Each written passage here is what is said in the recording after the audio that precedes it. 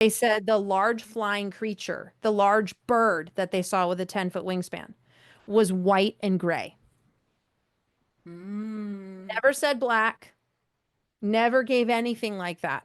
Never dodged, never attacked the car in some statements that were made further down the road into the Mm. 60s, or not 60s, 70s and 80s.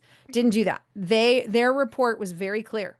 It was keeping up with what they said was the speed of the car. It came in front of the lights. They could see the size of the bird at that time. Now, again, if they're saying the bird is white and gray, if it hits the lights of the car, it's going to intensify the size. Just as Yeah. much as if I'm scuba diving, things through my goggles are in the ocean, and in the ocean are amplified in size. The moment you take that beast up, a 20-foot fish is really like 15. You're Yeah. like, I could have sworn it was 20. Like, no.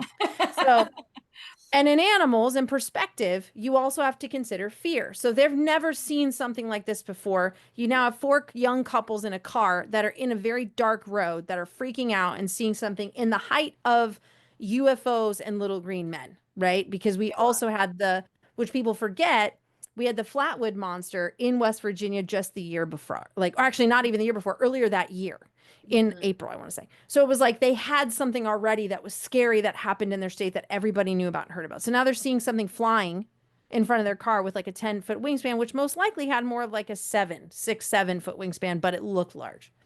When they stopped their car, turned around, they put their lights on it. Thing was standing in the middle of the road and then it took off.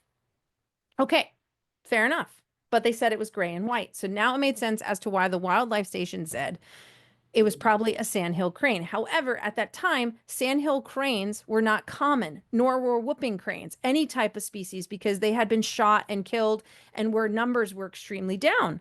Well, in the same month of the incident of Mothman, they also had published in the newspaper that was local to Point Pleasant and other areas in the time with a bold statement, please don't shoot the birds, don't kill the eagles. So I was like, what is this about? Because these things matter to me. You have to look at the wildlife side when you have a sighting like Yeah. this.